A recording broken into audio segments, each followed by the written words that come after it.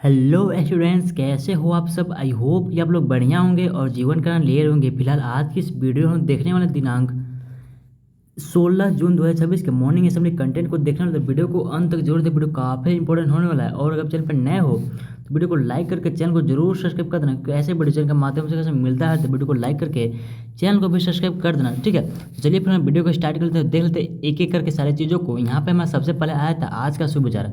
आज यानी 16 जून के शुभ विचार का हम लोग देख लेते हैं। यहाँ पे लिखा गया है, शिक्षा का उद्देश्य मनुष्य को स्वतंत्र विचार और कार्य करने योग्य बनाना है। यानी कि the purpose of education is to make people capable of independent thought and action. ठीक है, उसके बाद हमारा आया था दिनांक 16 जून 2026 दिन मंगलवार को प्रार्थना सभा करा में पढ़ने वाले मुख्य समाचार को हम लोग देख लेते हैं। ठीक है, इसमें सबसे पहले आया था अंतर्राष्ट्रीय यानी कि इंटरनेशनल लेवल का समाचार। इसमें लिखा गया है, 52वां G7 शिखर सम्मेलन आज शाम फ्रांस के एवियन शहर में होगा। प्रधानमंत्री मोदी कल सम्मेलन में भाग लेंगे। उसके बाद आ जाता है राष्ट्रीय स्तर का समाचार।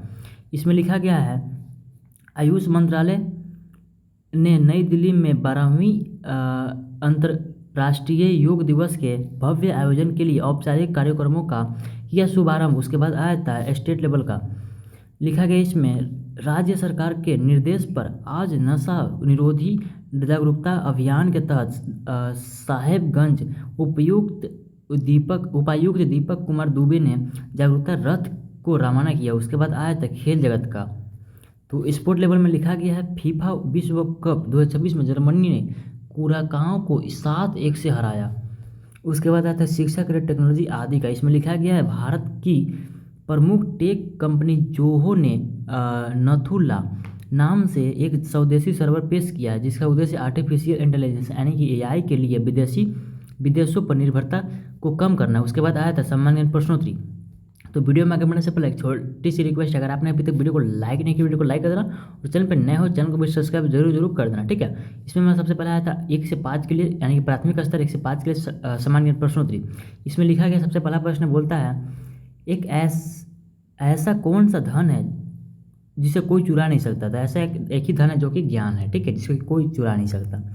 2 बोलता है आपसे, देश के प्रथम राष्ट्रपति कौन थे। देश के प्रथम राष्ट्रपति थे डॉक्टर राजेंद्र प्रसाद। 3 बोलता है, किस तिथि को जन्म लेने वाले बच्चे का जन्मदिन प्रत्येक 4 वर्ष बाद आता है। तो 29 फरवरी। कब? 29 फरवरी, क्योंकि 4 वर्ष के बाद ही 29 फरवरी दोबारा आता है। ठीक है, क्वेश्चन नंबर 4 को देखो, बोलता है आपसे, हिंदी वर्णमाला के कितने स्वर्ण हैं। स्वर वर्ण है, तो इसका सही उत्तर क्या हो जाएगा? 13। कितने हैं? 13 है। ठीक है, और उसके बाद आया था क्वेश्चन नंबर 5 बोलता है, भारत के राष्ट्रीय गीत के रचयिता कौन है। राष्ट्रीय गीत के रचयिता कौन है, यानी कि बंकिम चंद्र चटर्जी। इसका बिल्कुल सही उत्तर हो जाएगा, वंदे मातरम के रचयिता हैं। ठीक है, उसके बाद आया था उच्च प्राथमिक स्तर 6 से 8 के लिए सम्मानजनक प्रश्नोत्तरी। इसमें देखो सबसे पहला प्रश्न लिखा गया है, पौधों का हरा रंग किसके कारण होता है। तो पौधों का हरा रंग किसके कारण होता है? क्लोरोफिल के कारण। किसके कारण होता है? क्लोरोफिल के कारण। क्वेश्चन नंबर 2 बोलता है आपसे, विश्व पर्यावरण दिवस कब मनाया जाता है। विश्व पर्यावरण दिवस जो मनाया जाता है 5 जून को मनाया जाता है। कब मनाया जाता है? 5 जून को। 3 को देखो, बोलता है आपसे, संयुक्त राष्ट्र संघ यानी कि यूएनओ की स्थापना कब हुई थी।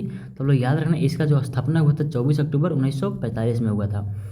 4 बोलता है, राष्ट्र कवि के नाम से कौन प्रसिद्ध है। राष्ट्र कवि के नाम से कौन प्रसिद्ध है, अगर आपसे पूछा जाए, इसका सही उत्तर हो जाएगा मैथिली शरण गुप्त। इसका बिल्कुल राइट आंसर हो जाएगा।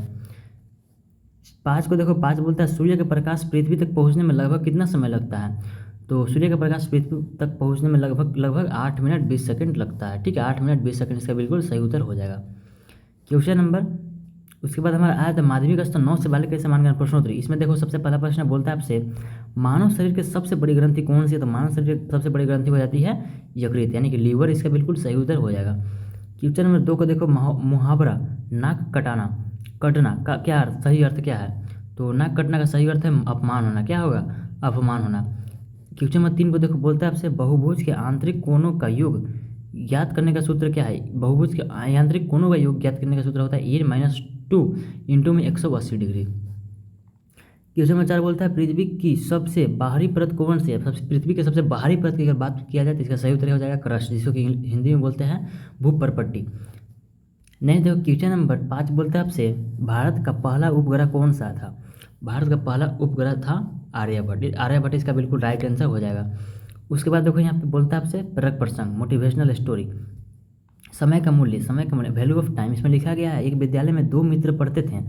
पहला छात्र समय का सदुपयोग करता था, यानी कि यूजफुल बनाता था उसे, जबकि दूसरा मित्र समय खेल कूद और आलस्य में बिताता था।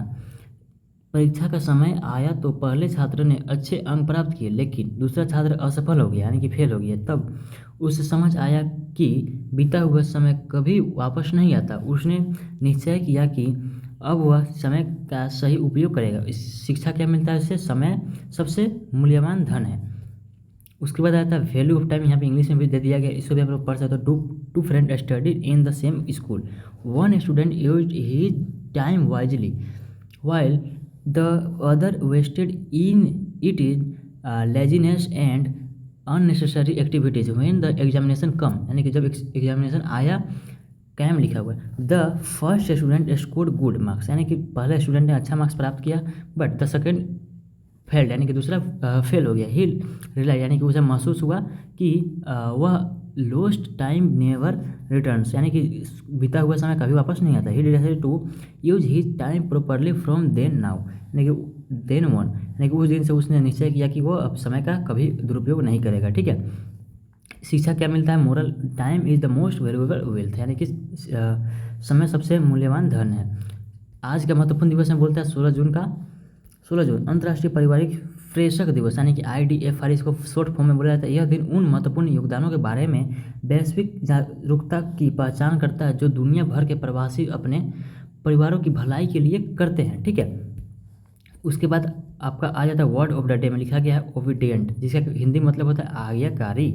सेंटेंस ऑफ द डे में लिखा गया है N obedient child always respect and ओवेज his parents and teachers, यानी कि एक आज्ञाकारी बच्चा हमेशा अपने माता पिता और शिक्षक का सम्मान करता है और उनकी बात मानता है। ठीक है, उसके बाद आ जाता है छात्र प्रतिज्ञा, आप लोग इसे भी रीड कर सकते हो। तो ये था आप लोग का दिनांक 16 जून का मॉर्निंग असेंबली कंटेंट।